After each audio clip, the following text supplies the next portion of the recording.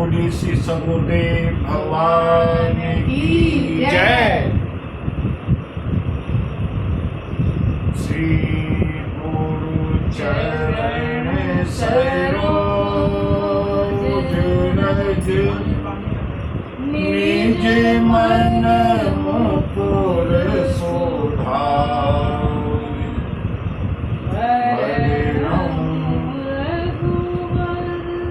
विमल यश जोदायक फल चारि।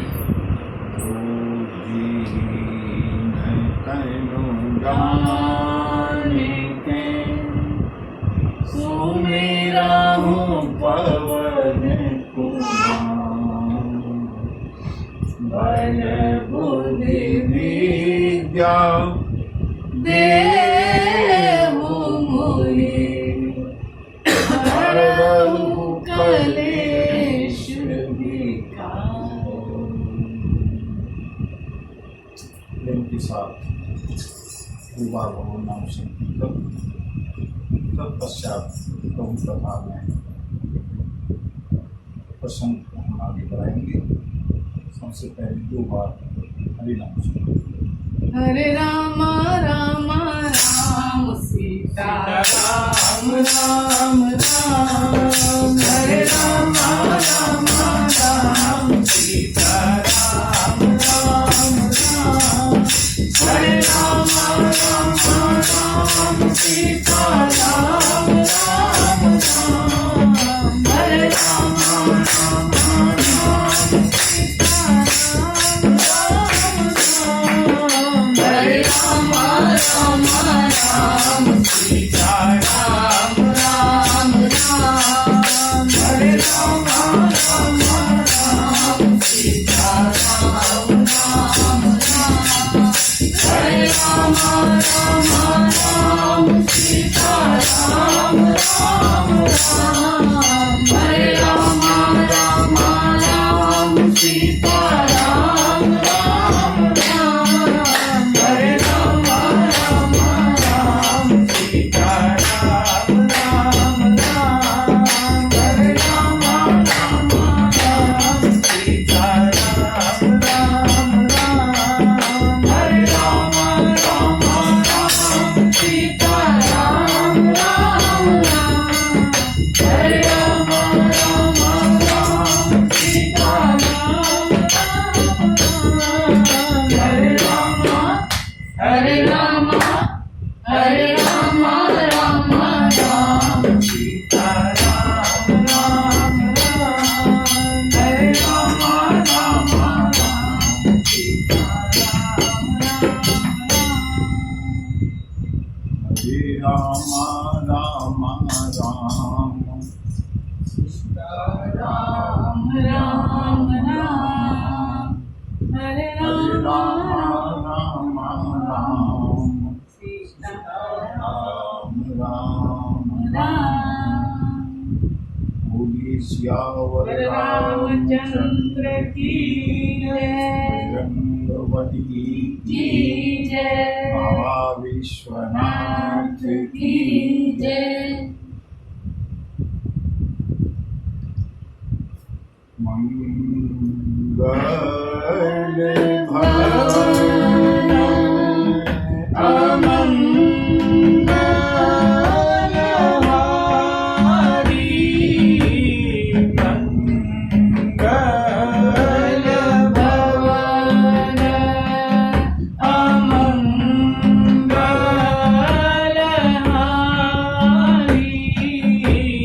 प्रभु सुदर्शन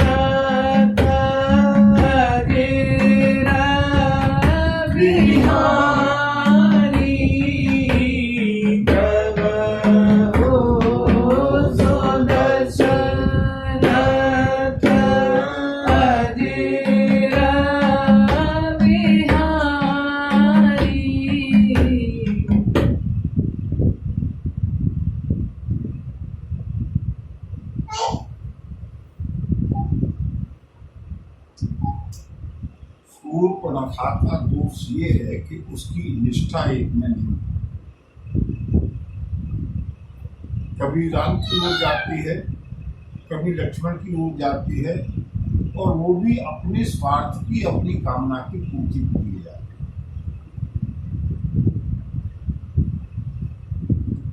वो जिसकी एक में निष्ठा नहीं है,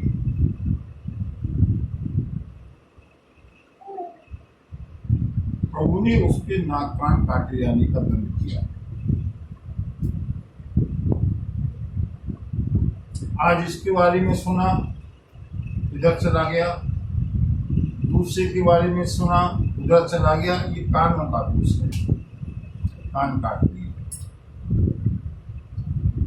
अपनी मर्यादा को छोड़कर केवल अपने विषय भोग की कामना से जो दर दर भटकता है वो निर्लज्ज है, इसलिए उसके नाक काटे जाने का दंड दिया है।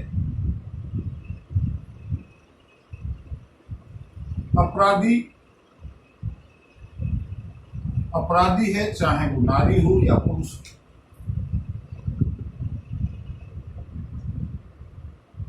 प्रभु श्री राम ने ताड़का का भी वध किया है, जो कि एक नारी थी। भगवान श्याम सुंदर ने पूतना का भी वध किया है, जो कि एक नारी थी। और राक्षसों का तो अनेकों का, असंख्य राक्षसों का वध किया है, जो कि पुरुष थे।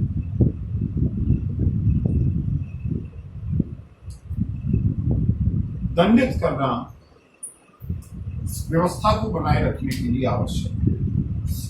ये मैं इसलिए कह रहा हूं कि आजकल के जो कुछ तथाकथित बुद्धिजीवी हैं, वो इस बात पर भी आपत्ति करते हैं कि सूर्पणखा को दंड क्यों दिया, वो कुमारी थी।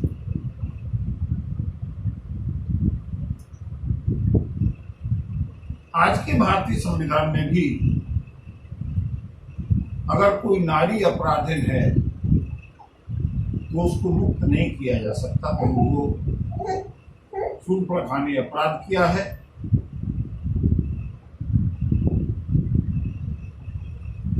असत्य भाषण किया,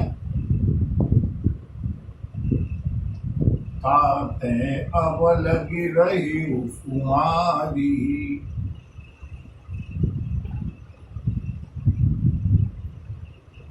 प्रभु श्री राम ने उत्तर दिया, आई कुमार मोर लघु भ्राता। लक्ष्मण जी तो वास्तव में तपस्वी हैं, यति हैं। 14 वर्ष से ब्रह्मचर्य का पालन कर रहे हैं, लेकिन ये सूर्पणखा केवल विषय और भोग की कामना से विधवा होते हुए भी असत्य भाषण किया।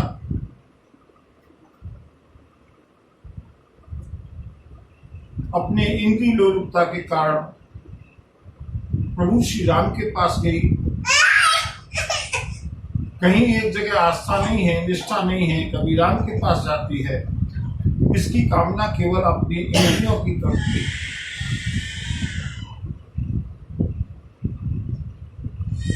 अपनी कामना पूर्ति न होते देख, जब कामना की पूर्ति नहीं होती तो क्या होता है? क्रोध।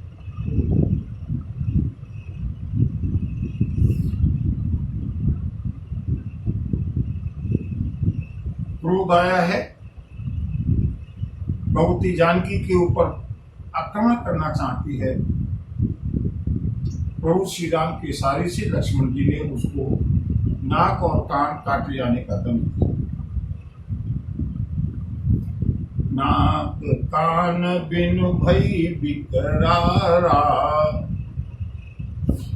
नाक और कान काटे जाने पर सूर्पणखा, जो कि पहले ही राक्षसी रूप में आ चुकी थी, और भी ज्यादा विकराल लगने लगी।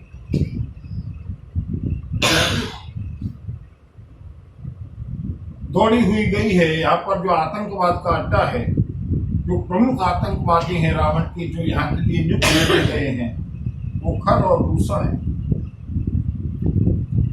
खर दूषण पही गई बिल पाता, जाकर के खर और दूषण से दुहाई दी है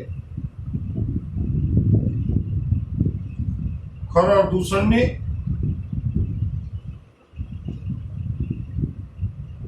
अपनी पूरी आसुरी सेना को साथ में लेकर के प्रभु श्री राम के ऊपर आक्रमण किया है। श्री राम ने देखा आसुरी सेना बड़े वेग से आक्रमण करने के लिए आ रही है। लक्ष्मण जी से कहा, ले जानकी जाहु गिरि कंदर, आवा निश्चर तट को भयंकर। तुम जानकी को साथ में लेकर के सुरक्षित पर्वत की कंदरा में गुफा में चले जाओ। लक्ष्मण जी अपनी सुरक्षा में, लक्ष्मण जी को कोई भय नहीं है। लक्ष्मण जी को प्रभु के पुरुषार्थ पर भी कोई शंका नहीं है कि अगर अकेले रह जाएंगे तो कैसे आक्रमण का प्रतिकार करेंगे। लक्ष्मण जी को पूरा भरोसा है। भगवती जानकी को लेकर के गए हैं गुफा की कंदरा में, अपनी सुरक्षा में रखा है। उधर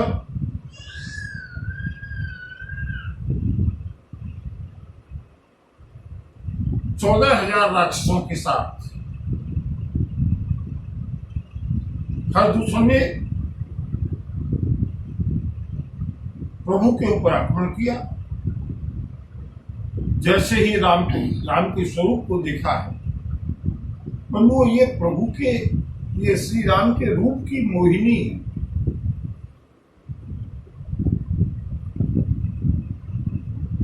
खरदूषण ने देखा ये बालक तो बहुत सुंदर हैं। एक काम करो, एक बार इनके पास संधि प्रस्ताव भेजो। अपनी जो स्त्री है वो हमको दे दो।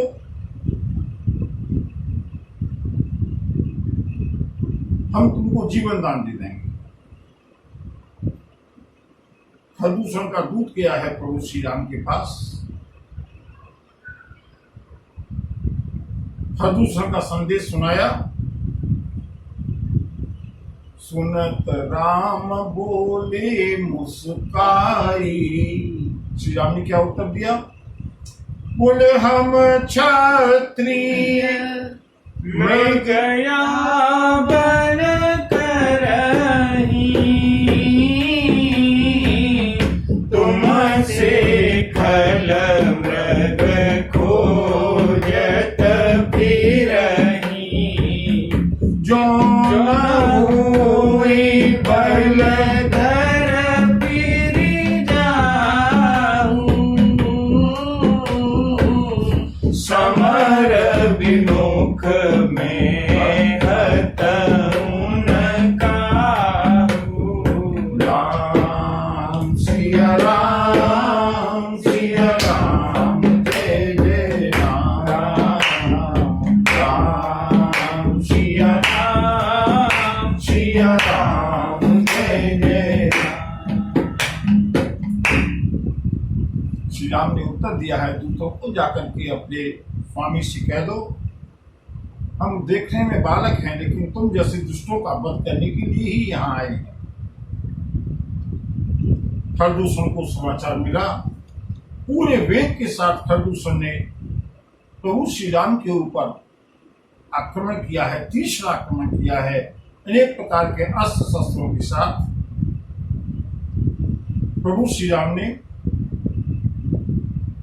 सारी खरदूषण की सेना का पल भर में संहार कर दिया। सारे के सारे राक्षस एक दूसरे को राम के रूप में देखने लगे और आपस में ही कट करके मर गए।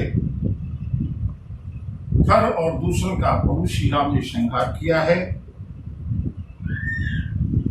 धुआं देख खरदूषण के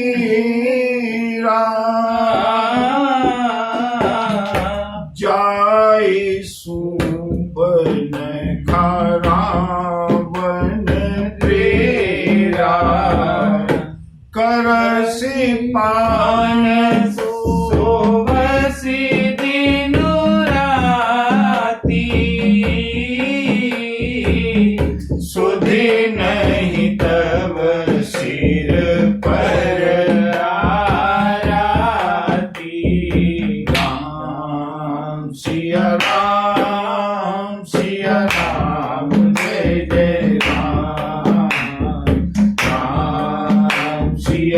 राम सिया राम जय जय राम।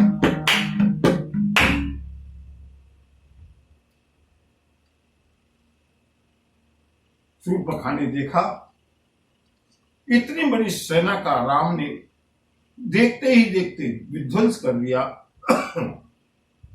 अपने प्राणों को बचाकर के शूर्पणखा सीधे पहुंची है लंका।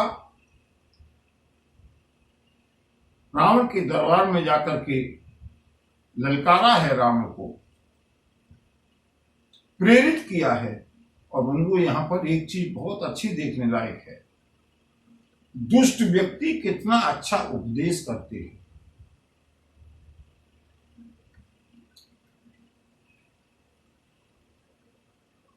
शूर्पणखा ने जो नीतिगत उपदेश रावण को दिया है सुनने लायक है,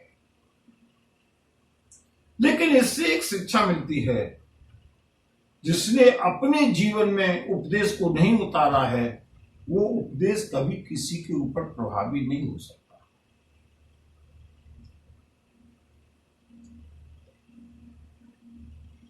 रावण से क्रोध करके बोली, रावण की सगी बहन है शूर्पणखा,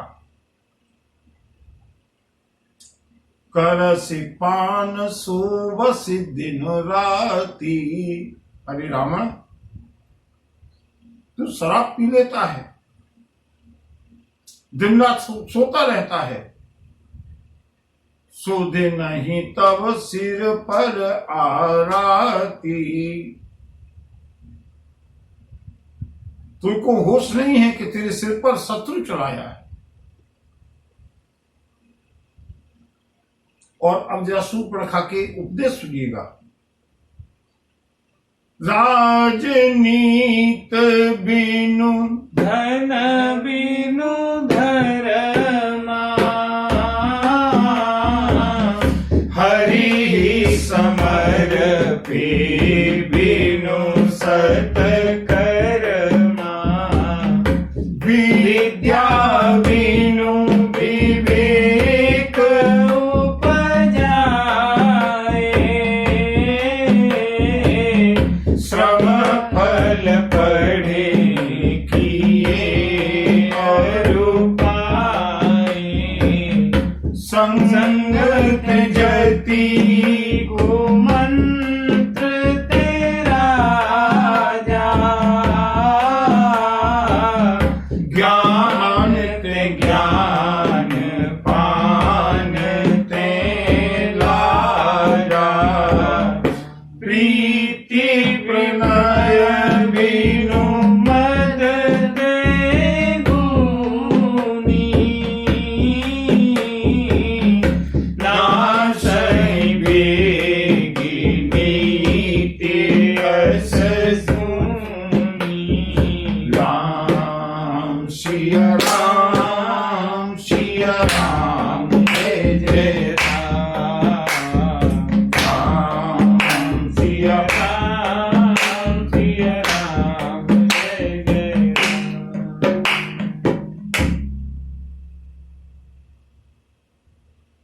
आप लोगों ने साधु महात्माओं के, संतों के प्रवचन उपदेश बहुत सुने होंगे। आज या शूर्पणखा का सत्संग कर लें, शूर्पणखा का उपदेश सुन लें। और इस उपदेश से एक चीज और सिद्ध होती है कि चाहे कोई कितना ही दुर्गुणी व्यक्ति हो, गुणों की कीमत को सब समझते हैं। अच्छी बात क्या है इस बात को सब जानते हैं। शूर्पणखा कहती है, बंधुओं एक एक चीज को सुनिएगा ध्यान से। शूर्पणखा ने कहा है तो क्या हुआ, जो हमारे मतलब की चीज है।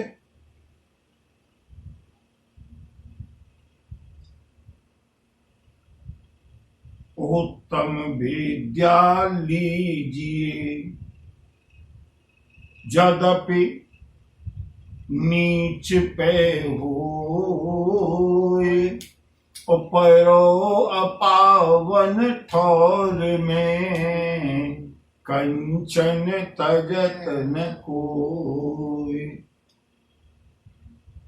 साधु ऐसा चाहिए जैसा सूप सुभाए, सार सार को गहि रहे, तो था दे उड़ा। अच्छी वस्तु अगर कहीं मिलती है, ग्राही है।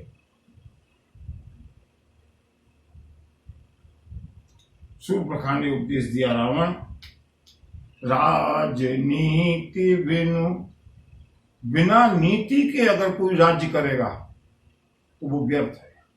अर्थात राज्य करने के लिए नीति आवश्यक है।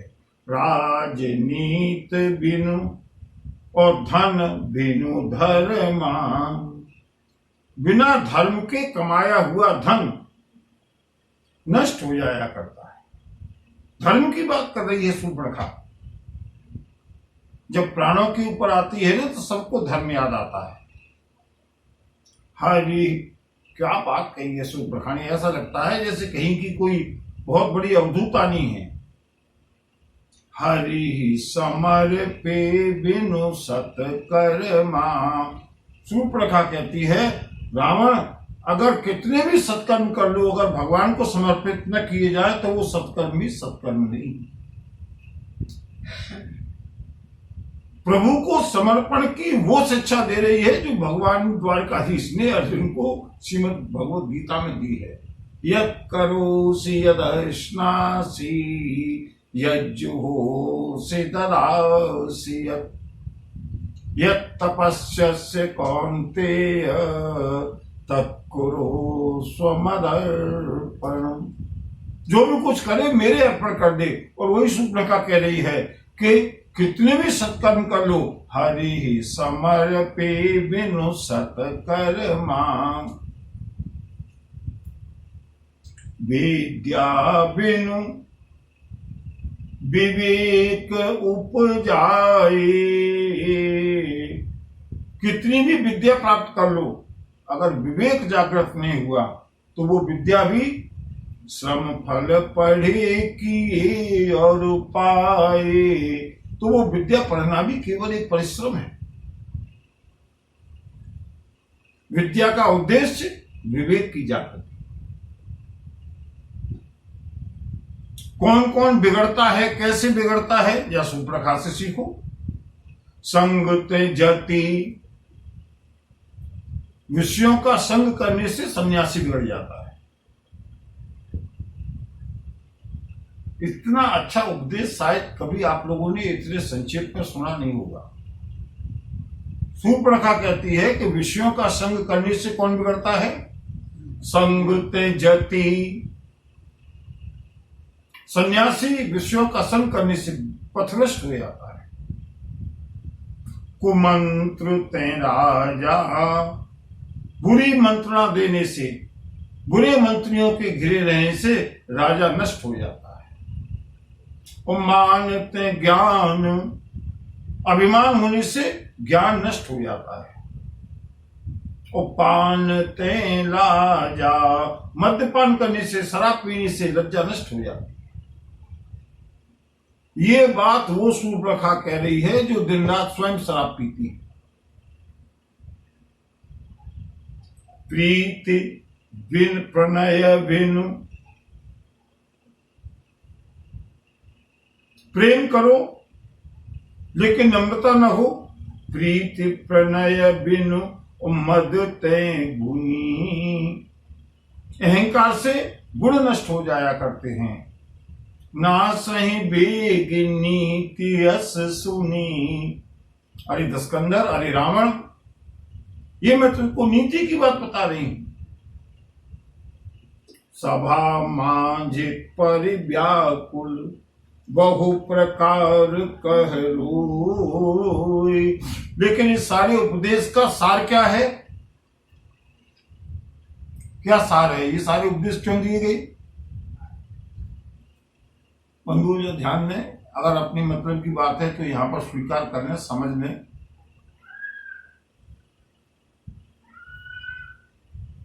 शूर्पणखा ने ये सारे उपदेश केवल और केवल इसलिए दिए कि रावण मेरा बदला लेने के लिए आक्रमण करे। केवल अपना स्वार्थ सिद्ध करने के लिए इतना अच्छा उपदेश सुब्रखा ने किया। इसका मतलब अगर नियत सही नहीं है उपदेश की, अगर उपदेश करने की नियत अपना स्वार्थ सिद्ध करना है, तो बंधुओं वो उपदेश किसी काम का नहीं है और कभी प्रभावी भी नहीं हो सकता।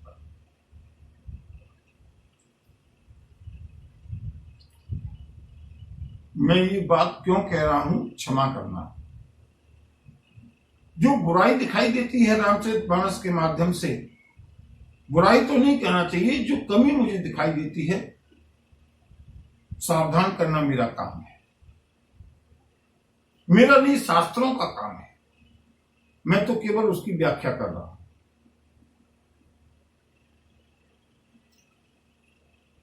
इतना सुंदर उपदेश किया है शूर्पणखा ने, उपदेश में कहीं कोई कमी नहीं निकाल सकता, लेकिन उपदेश बदनीयती से किया गया। नियत अच्छी नहीं है, नियत केवल यह है कि मेरा स्वार्थ पूरा हो जाए।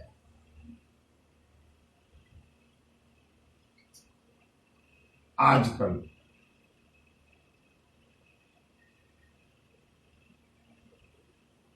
कहने में ग्लानि होती है, अच्छा नहीं लगता है,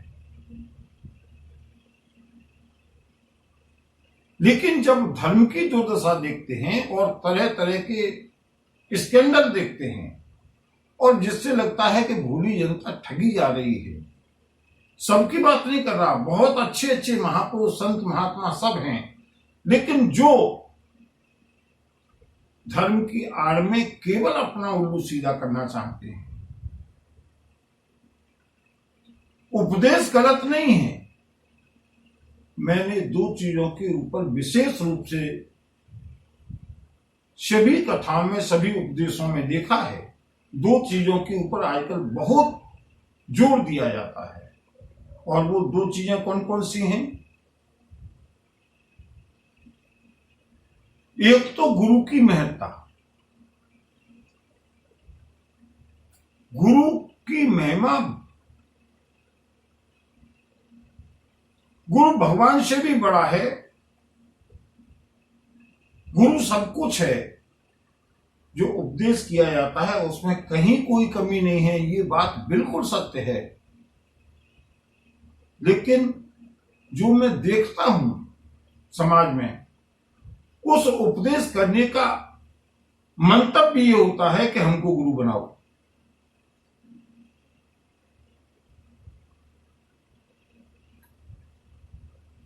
गुरु के बिना उद्धार नहीं होगा, गुरु के बिना शिष्य किसी भी व्यक्ति के हाथ का पानी भी नहीं पीना चाहिए। शास्त्रों ने गुरु की महिमा कही है, गुरु अवश्य बनाओ, जल्दी बनाओ, जरूर बनाओ, गुरु मंत्र लो, किसी अच्छे महापुरुष से गुरु मंत्र लो। गुरु भगवान का स्वरूप है, गुरु के लिए तन मन धन सब अर्पण कर दो। ये सारी बातें बिल्कुल शास्त्रोक्त हैं, प्रमाणित हैं, इसमें कहीं कोई दो राय नहीं। लेकिन बंधुओं, अगर इसके पीछे मंतव्य गलत है तो ये उपदेश कभी प्रभावी नहीं हो सकता।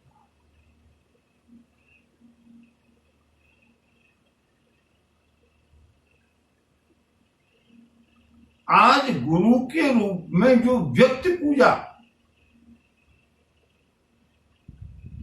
चलती है,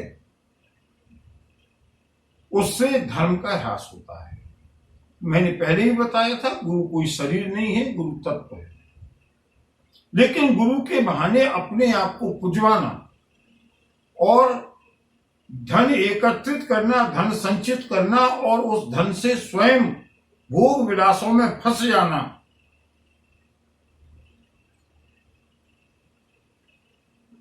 ये शास्त्रों के उपदेश का दुरुपयोग है। और दूसरा जो सबसे अधिक जोर दिया जाता है वो होता है दान। उपदेश ये भी बहुत महत्वपूर्ण है, सार्थक है, सत्य है, इसमें कोई दो राय नहीं। दान की बहुत महिमा है, लेकिन बंधुओं, दान पात्र के अनुसार देना चाहिए।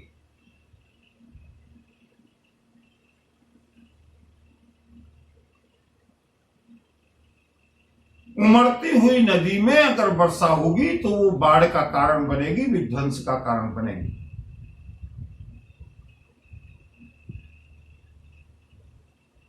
वर्षा का महत्व वहां पर है जहां पर कि सूखा है। दान का महत्व वहां पर है जहां आवश्यकता है। दान का महत्व वहां नहीं है जहां कि पहले से ही बहुत भोग विलास की सामग्रियां उपलब्ध हैं। लोग मुझसे प्रश्न करते हैं और मुझको भी दुख होता है, साहब ये हो रहा है। मैंने कहा मैं किसी का नाम नहीं ले रहा। आजकल तो समाज में ऐसे अनेक रूप सामने आते हैं, विकृत रूप, जिससे लोगों की श्रद्धा हिलती है। मनु मैं कहता हूं दोष उसमें थोड़ा सा समाज का भी है।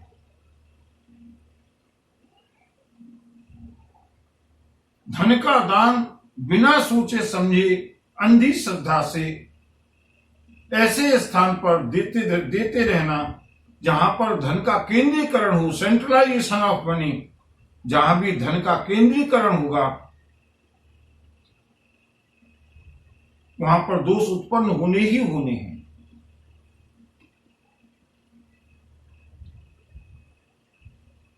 जो जल बहता रहता है ना, उसके अंदर कोई दोष नहीं होता, और जहां जब कोई जल इकट्ठा हो जाता है तो उसमें काई लगना स्वाभाविक है। जब भी सेंट्रलाइजेशन ऑफ मनी होगा, चाहे वो किसी के पास हो, दोष का कारण बनेगा, भोग का कारण बनेगा।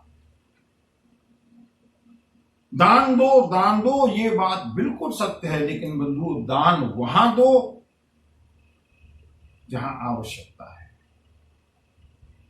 कितने लोग ऐसे हैं जो भूखे पेट भी सोते हैं। कितने लोग ऐसे हैं जो दवाओं के अभाव में अपना दम तोड़ते हैं। कितने लोग ऐसे हैं जो बिना धन के अभाव में अपना जीवन यापन नहीं कर पाते। कितने लोग ऐसे हैं जो बिना धन के अपनी विद्या के अपनी शिक्षा पूरी नहीं कर पाते।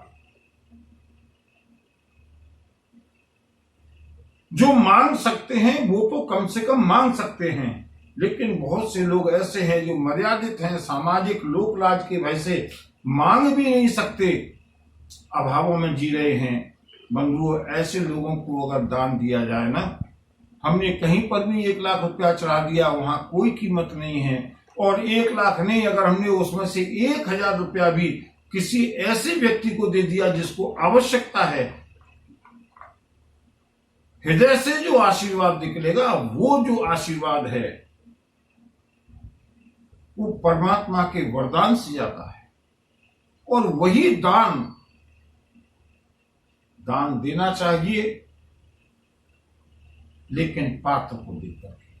अगर कुपात्र को दान दिया गया और उसका दुरुपयोग किया गया, तो उस किए गए दुरुपयोग का पाप का भागी देने वाला भी होता है।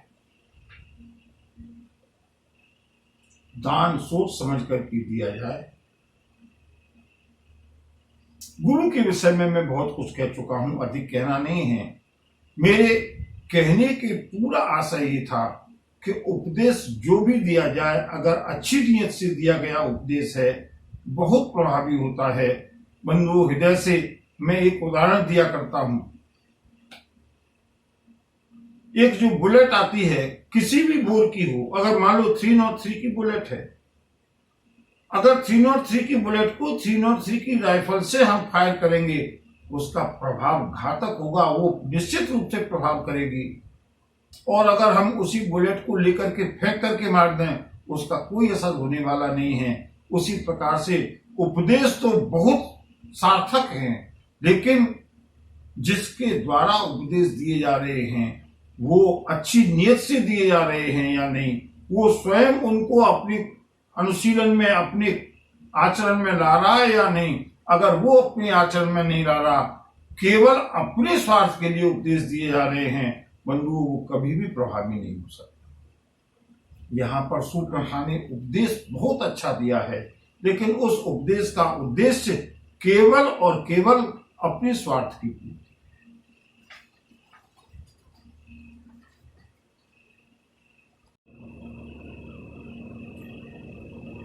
शूर्पणखा ने जब व्याकुल होकर के अपनी बात कही है, बंधु कथा तो कहानी के रूप में सबने सुनी है, और मेरा उद्देश्य मैंने पहले भी कहा था, कथानक को जल्दी आगे बढ़ाने में मुझे कोई आपत्ति नहीं है, लेकिन मतलब की बात चाहे शूर्पणखा के उपदेश में हो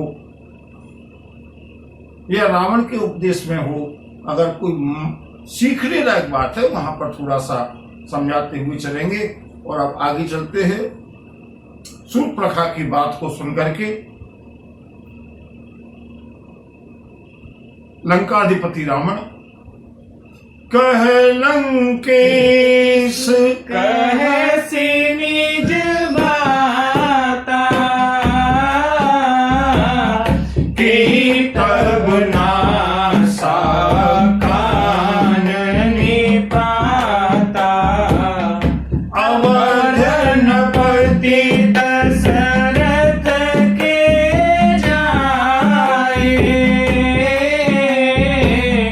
पुरुष सिंह बन खेलन आए अतुलित बल प्रताप दो भ्राता खल बधरत सुर मुनि सुख दाता राम सिया राम सिया राम जय जय राम राम सिया राम जय जय राम।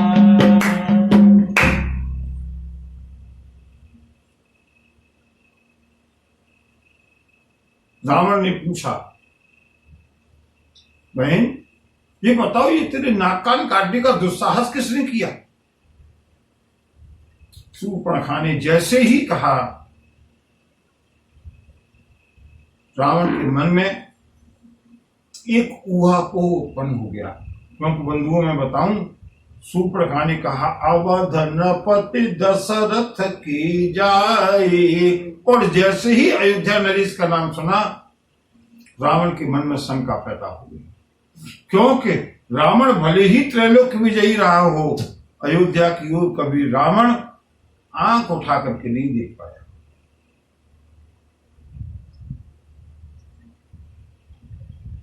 रघुवंशियों का वो पौरुष था, वो पुरुषार्थ था, जिसके कारण रावण के आतंकवाद अयोध्या की सीमा के बाहर विश्वामित्र ऋषि के आश्रम तक तो सीमित रहा, दंडकारण्य में रहा, लेकिन संगठित होकर के कभी अयोध्या की ओर रावण देखने का दुस्साहस नहीं कर सका।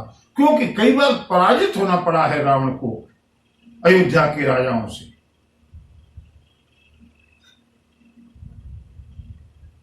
रावण जानता है। शूर्पणखा ने कहा, अयोध्या नरेश दशरथ के पुत्र हैं, दो भाई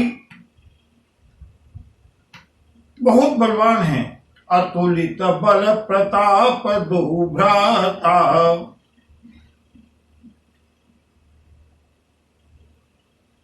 देखत बालक, देखने में तो बच्चे जैसे हैं, लेकिन काल समाना, बल में और युद्ध करने में काल के समान है। बहुत चतुर है शूर्पणखा। शूर्पणखा ने साथ साथ, शूर्पणखा जानती है कि रावण मेरे उकसाने से, केवल बल का बखान करने से रावण आक्रमण नहीं करेगा। इसलिए रावण का जो उद्देश्य है उसको बीच में लेकर के आई है। खल बधरत सुर मुनि सुखदाता। अरे रावण जब से वो आए हैं दंडकारण्य में, पूरे आर्यावर्त में सारे ऋषि मुनि निर्भय होकर के यज्ञ कर रहे हैं, देवताओं को प्रसन्नता हो रही है, देवताओं को सुख दे रहे हैं। रावण विचलित हुआ, ये तो मेरे लक्ष्य के ऊपर आघात हो रहा है। लेकिन फिर भी रावण विचलित नहीं हुआ। रावण इतनी जल्दी आक्रमण करने वाला नहीं है, बहुत चतुर है रावण, सारी नीतियां जानता है। और बंधुओं, रावण की कमजोर नस शूर्पणखा को मालूम है। और शूर्पणखा ने क्या कहा मालूम है? यहां तक शूर्पणखा कहती है, रावण ने कोई उत्तर नहीं दिया। अंत में शूर्पणखा ने कहा, सुनो रावण, शोभा धाम राम सनामा, तिनके संग नारी श्यामा, रूप राशि विधि नारी सवारी, रति सतकोटि तासु बलिहारी। राम सिया राम जय जय राम, राम सिया राम सिया राम जय जय राम। रावण सुनो, वो दोनों बालक हैं सो हैं। रावण ने कहा कि वो दोनों बलवान हैं। शूर्पणखा, ये बताओ कि तुमको उनके बल से टक्कर लेने की जरूरत क्या पड़ी? तुम वहां क्यों गई? तुमको युद्ध तो करना नहीं था। अरे बालक हैं, बलवान हैं, अस्त्र शस्त्र के ज्ञाता हैं, अयोध्या नरेश के पुत्र हैं, इन सब बातों से तुम्हारा क्या लेना देना? तुमसे टकराव क्यों हुआ? शूर्पणखा ने कहा, सुनो रावण, तिनके संग नारी एक श्यामा। ये नहीं बताया कि मैं काम से मोहित होकर के गई थी। सुनो भैया, उनके साथ मैंने सुना था एक बहुत सुंदर तरुणी स्त्री है, और जब मैं वहां गई मैंने देखा तो मुझे भी ऐसा लगा कि रूप राशि विधि नारी सवारी। विधाता ने उस स्त्री को पूरे रूप और श्रृंगार और सौंदर्य की राशि के रूप में मूर्तिमान किया है। ऐसी सुंदरता मैंने नारी की तीनों लोकों में नहीं देखी। रति सतकोटि तासु बलिहारी। कामदेव की पत्नी रति, करोड़ों रति उसके सौंदर्य के ऊपर न्यौछावर है। कमजोर कड़ी है रावण की, कमजोर नस है। शूर्पणखा ने कहा, सुनो रावण, जब मैंने देखा इतनी सुंदर स्त्री है तो मैंने उनसे जाकर के प्रस्ताव रखा, ये तपस्वी, ये बालकों, ये स्त्री तुम्हारे साथ रहने लायक नहीं है। ये तो विश्व विजयी, त्रिलोक विजयी मेरे भाई रावण की पत्नी बनने के लायक है। मैंने उस स्त्री की तुम्हारे लिए मांग की, और जैसे ही तुम्हारा नाम सुना, तासु अने अनुज काटे श्रुति नासा, सुनि तब भगिनी करहि परिहासा। राम सिया राम, सिया राम जय जय राम, राम सिया राम जय जय राम। शूर्पणखा ने कहा, जब मैंने उनसे ये कहा कि मैं त्रिलोक विजयी रावण की बहन हूं,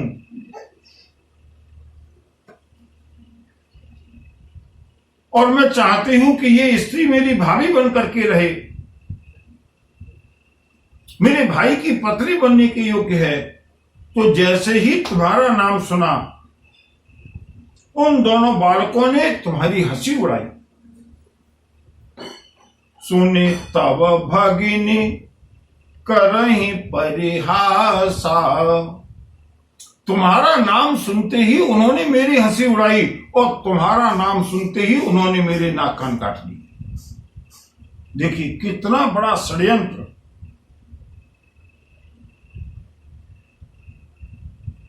कहा न करे अबला प्रबल। जो प्रचंड स्त्री है, संस्कार विहीन स्त्री है, वो क्या नहीं कर सकती।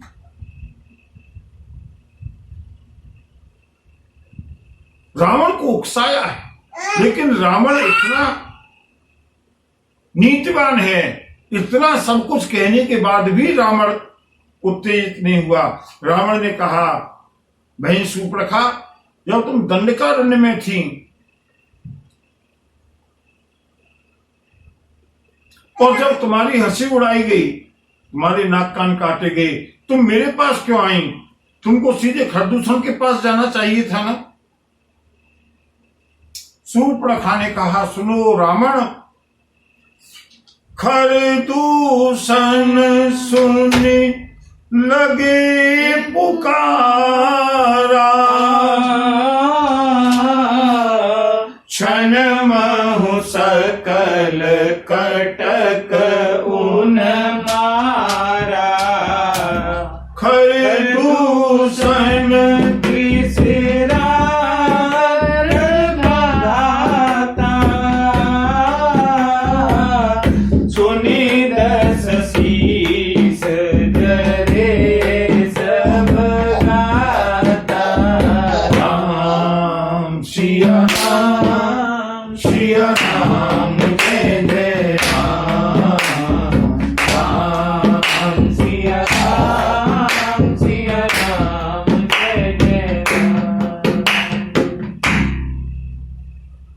सुनो रावण, जब मेरे नाक कान काटे गए तो मैं सबसे पहले खरदूषण के पास गई और खरदूषण ने मेरी सहायता के लिए अपने पूरे राक्षसी सेना के साथ उनके ऊपर आक्रमण किया। लेकिन देखते ही देखते क्षण भर में उस केवल एक बालक ने खरदूषण तीसरा के सहित संपूर्ण राक्षसी सेना का संहार कर दिया। रावण विचलित हो गया।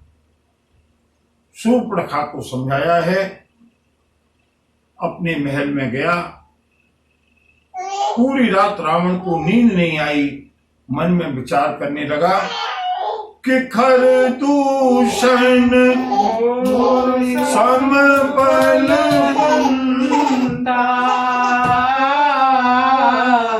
तिनहि कुमार बिनु भगवंता।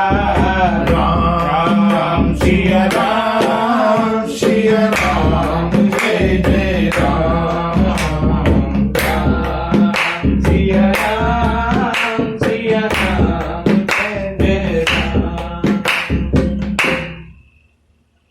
रावण विचार करने लगा, खरदूषण तो मेरे समान बलवान है। खर और दूषण का जिन्होंने पल भर में संहार कर दिया सारी आसुरी सेना के साथ, रावण को संशय हो गया। तिनहि कुमार बिनु भगवंता। लगता है भगवान ने अवतार ले लिया। और अगर भगवान ने अवतार लिया है तो मैं जाकर के उनसे हठपूर्वक बैर बांधूंगा, मेरा उद्धार होगा। और अगर कोई साधारण तपस्वी बालक है तो उनकी स्त्री का हरण करके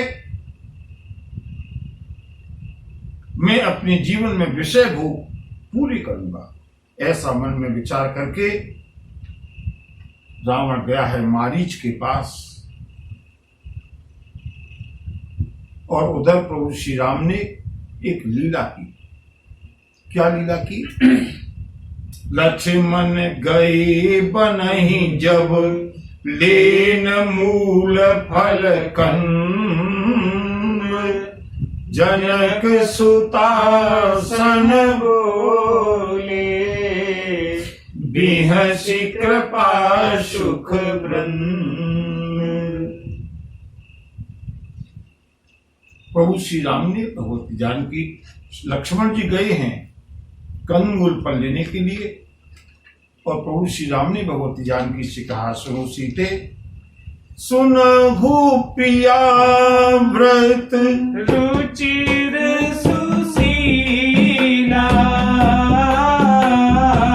मैं कछु कर विललित लीला तुम पावक मह करहु निवासा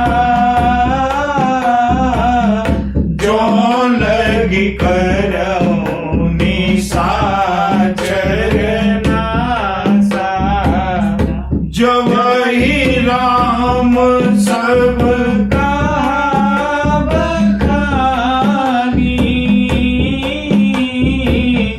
प्रभु पद धरि अनल समानी निज प्रतिबिंब राखी सीता कैसे शील रूप शोभिनीता। राम सिया राम सिया राम जय जय राम राम सिया राम सिया राम जय जय राम। लखनलाल गए हैं कंदमूल फल लेने के लिए।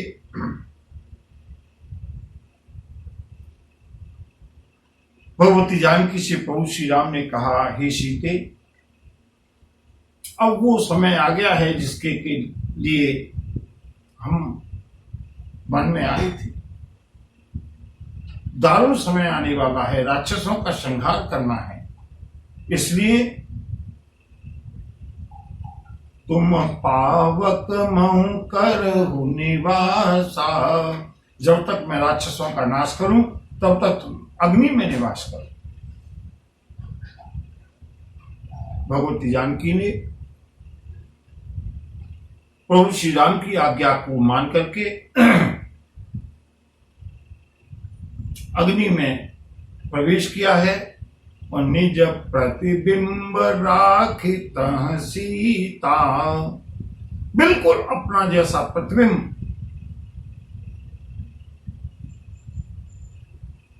असली सीता नहीं, भगवती जानकी का प्रतिबिंब है, भगवती जानकी की माया है। वैसा ही रूप, वैसा ही शील, वैसा ही विनय, वैसी ही विनम्रता भगवती जानकी ने वहां पर स्थापित की है।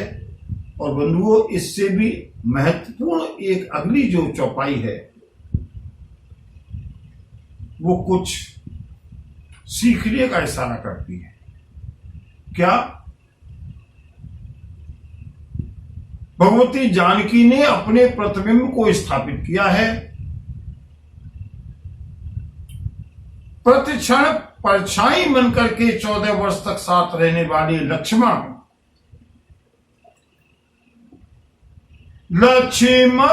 हूँ यह मरम न जाना, जो कछु चरित रचा भगवाना। राम सिया राम सिया राम जय जय राम, राम सिया राम सिया राम जय जय राम।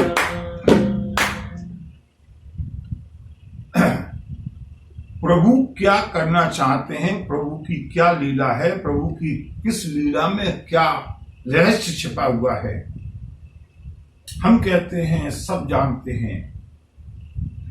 बंधुओं, यहां से मुझे तो ऐसा संकेत मिलता है, ऐसी शिक्षा मिलती है कि प्रभु के साथ हर समय साथ रहने वाले लक्ष्मण हूँ यह मरम न जाना। प्रभु जो करना चाहते हैं अगले पल क्या होने वाला है, लक्ष्मण जी को भी जब इसका रहस्य मालूम नहीं पड़ा। हम जानने की जिज्ञासा भले ही करते रहें, लेकिन क्या करना है यह केवल और केवल उनको मालूम है।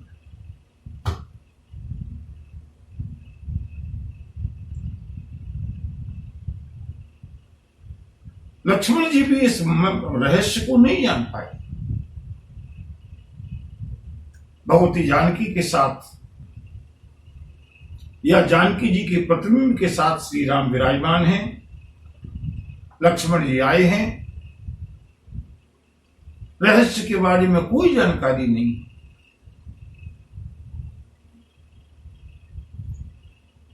रावण गया है मारीच के पास। मारीच ने रावण का आवभगत की, स्वागत किया, पूछा है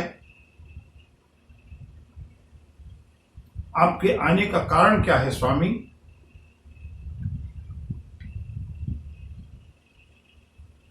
रावण ने सारा वृतांत सुनाया। मारीच, ऐसा करो तुम कपट के हिरण बन जाओ। ओ कपट मृग तुम छलकारी, जेहि विधि हरियानो नपनारी। मैं उस तपस्वी की, उस राजकुमार की, उस स्त्री को अपहरण करके ले आऊं, इसलिए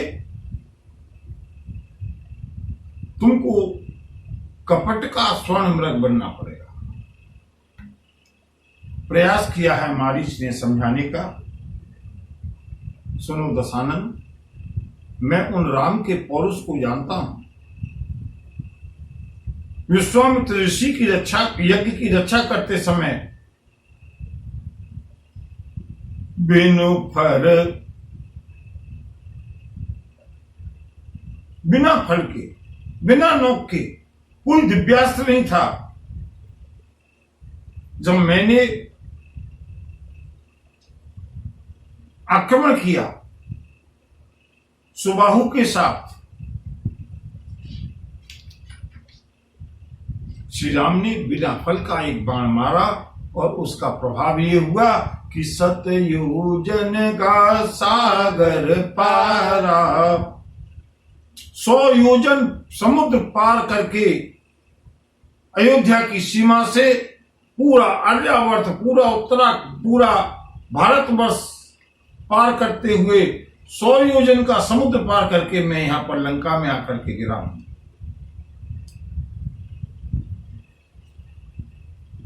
सतयोजन आयौ छन माही, तिन सन बयर किए भल नाही। सुनो रावण, जेहि ताड़िका सुबाहु हते, खंड्यो हर को दंड, खर दूषण तिसरा बधेऊ, मनुज के असबर बंड, सियावर रामचंद्र पद जय शरण, शंकर हरि ओम जय जय सिया राम जय जय। रावण, जरा विचार करो, जिनके एक साधारण से बाण से मैं एक क्षण में अयोध्या की सीमा से यहां लंका में आकर के गिरा हूं, जिन्होंने ताड़का सुबाहु का वध किया, जिन्होंने खरदूषण और तिसरा का वध किया, जिन्होंने भगवान शिव के उस विशाल काय धनुष का भंजन किया, क्या वो मनुष्य हो सकते हैं? बंधु मारीच समझाने की कोशिश करता है, लेकिन रावण के ऊपर उसका क्या प्रभाव होता है और किस तरह से रावण के कहने पर विवश होकर के मारीच को रावण का साथ देना पड़ता है। समय पूरा हुआ है, कल इस कथा को हम आगे बढ़ाएंगे बंधुओं, और कल परसों 2-3 दिन में 2-3 बहुत सुंदर कथाएं जिनमें मन रमता है। गीधराज जटायु की कथा, भगवती सबरी की कथा, उसका हम लोग दर्शन करेंगे। बोलिए भक्तवत्सल भगवान की जय। नमः पार्वती पतये हर हर महादेव।